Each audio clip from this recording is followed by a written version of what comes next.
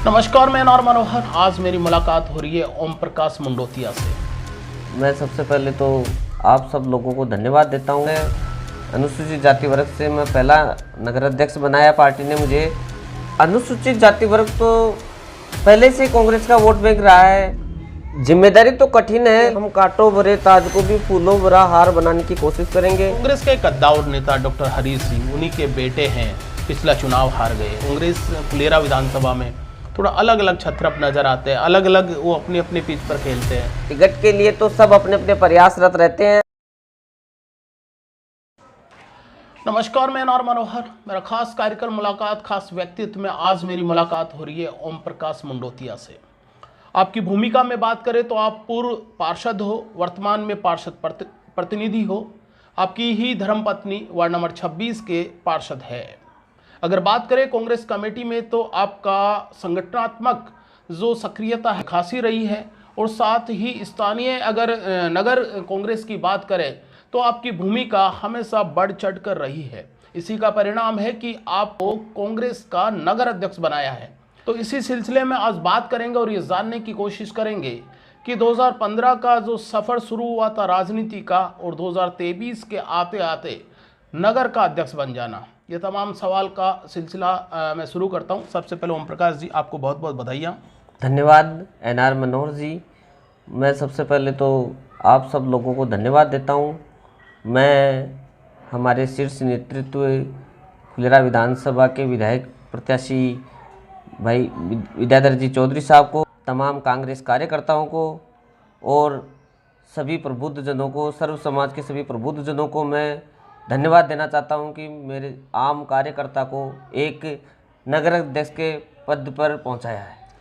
2015 से मैं अभी आपकी भूमिका में बता रहा था कि अब राजनीतिक जो कहते हैं ना, पारी की शुरुआत 2015 में ही करी थी, और एक ऐसा छोटी उम्र का नौजवान था जो अपने फ्यूचर को सोच रहा था, लेकिन राजनीतिक डगर पर चल पड़ा और कम उम्र में ही आपको 23 आते आते नगर का अध्यक्ष बन गया। अपना आपको कितनी जिम्मेदारी का एहसास हो रहा है? जो पार्टी ने जिम्मेदारी दी है, मैं उसको बखूबी निभाने की कोशिश करूंगा। जो मुझे जिम्मेदारी मिली है वो मैं पूरे ईमानदारी से, वफादारी से निभाऊंगा। अच्छा, ये एक और मैं जानना चाह रहा हूँ कि कांग्रेस जो है अपना संगठन पहले प्रदेश का है, वो अध्यक्ष बदल जाता है, उसके बाद में अध्यक्ष बनता है, फिर संगठन है लंबे समय से रोक दिया जाता है, कोरोना काल आ जाता है, अब लंबे समय बाद में अध्यक्ष मिला है। क्या लगता है कि ये जो दूरी हुई है, ये जो खाई बढ़ी है, इससे संगठन थोड़ा कमज़ोर हुआ है? संगठन किसी प्रकार से कमज़ोर नहीं हुआ। जो भी हमारे पूर्व अध्यक्ष अमित जोसवाल थे, उन्होंने पूरी जिम्मेदारी से संगठन को मजबूत किया है, कांग्रेस पार्टी को मजबूत किया है, और उनकी मजबूती की, संगठन की मजबूती की वजह से ही आज नगर में कांग्रेस के पद पर सुशोभित है। जहाँ तक मेरी जानकारी है कि अगर किशनगढ़ रेनवाल के मैं नगर पालिका के बाद में नगर अध्यक्ष बनने के सिलसिले को मैं देखूं तो शायद जिस वर्ग से आप आते हो, अनुसूचित जाति वर्ग से, पहला नगर अध्यक्ष का आपको, अगर मैं कह सकता हूं कि पहले नगर अध्यक्ष हो? हाँ, ये तो बिल्कुल सही बात है।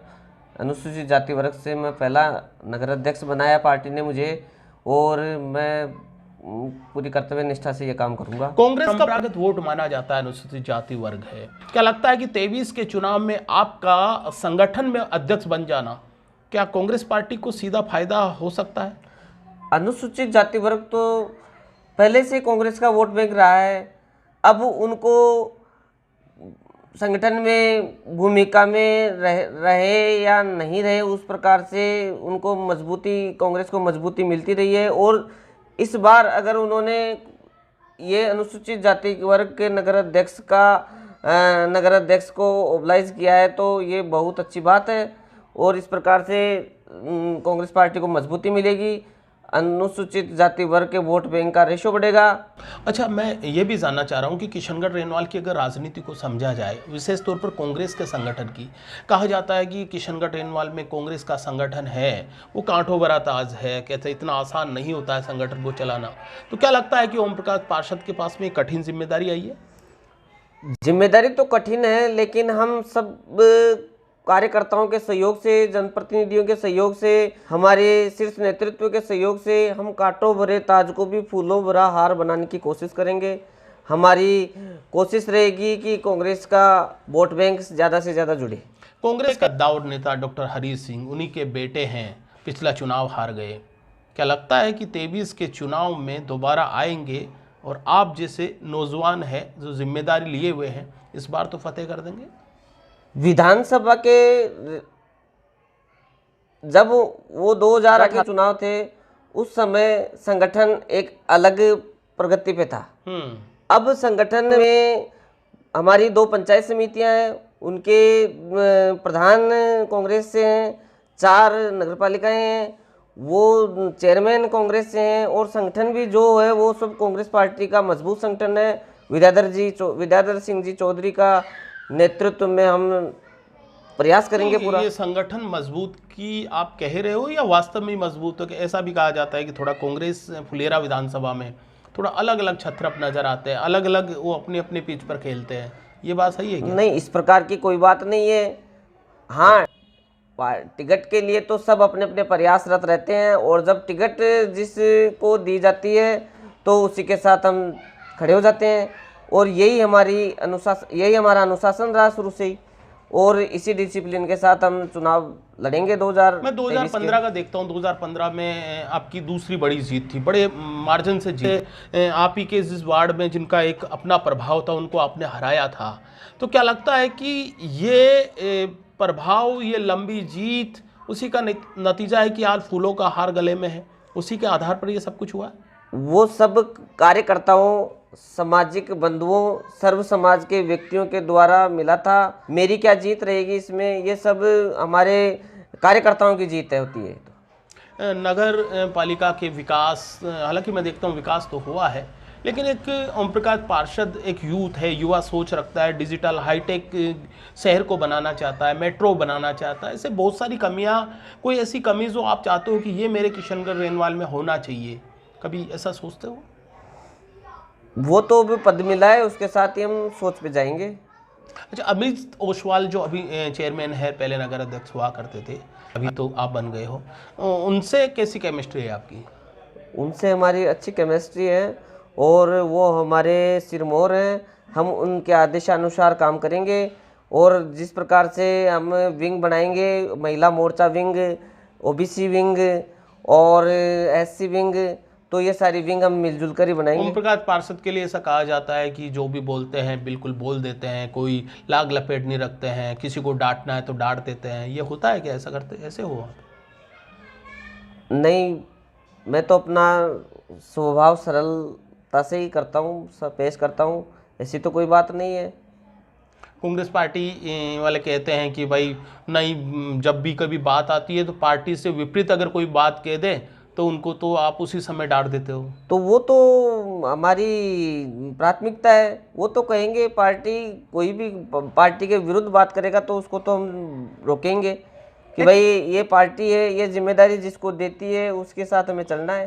मतलब पार्टी में कोई भी अनुशासन तोड़ता है तो आप नाराज हो जाते हो? जरूर नाराजगी होती है हमारे, तो पार्टी का अनुशासन जो देख रहा हूँ कि लंबे में कि तीसरा मैं देखता हूँ 15 साल एक लंबा सफर होता है, एमएलए नहीं जीतता है, आपका क्या कारण है?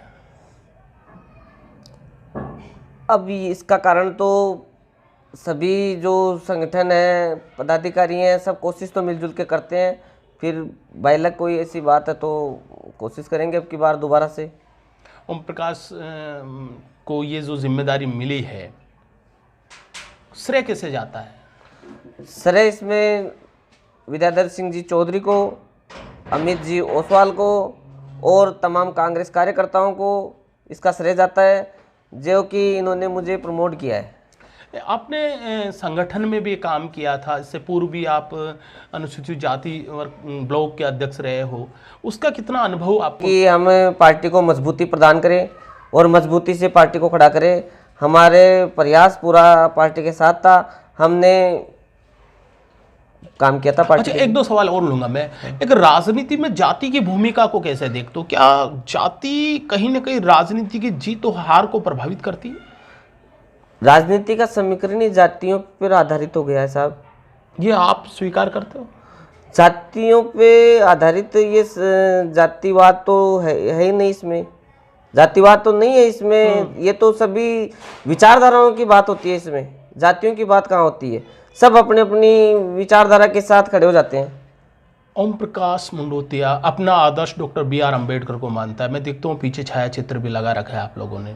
ऐसा कहा जाता है कि जब आप कोई जिम्मेदारी पर चले जाते हो तो अपने वर्क को भूल जाते हो, ये होता है क्या ऐसा? नहीं, ऐसी बात नहीं है। वर्क को मैं कैसे भूलूंगा? वर्क तो प्रथम प्राथमिकता में रहेगा और नगर प्राथमिकता में रहेगा, पार्टी प्राथमिकता में रहेगी, ये तो मेरी प्राथमिकता ही है।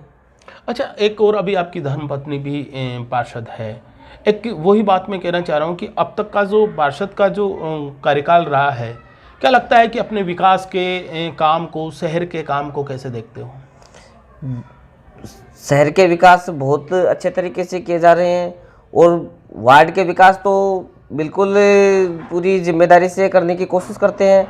जैसे किसी परिवार को खाद्य सुरक्षा में लाभ दिलवाना तो हम पुरजोर तरीके से खाद्य सुरक्षा में लाभ दिलवाते हैं, पेंशनधारी को पेंशन दिलवाने की कोशिश करते हैं, और भी कोई काम हो तो वो ज़रूर हम करवाने की। पार्षद से नगर अध्यक्ष बन गए, अगला कोई सपना सजोए रखा है क्या कि बस ये सफ़र? वो पार्टी सोचेगी।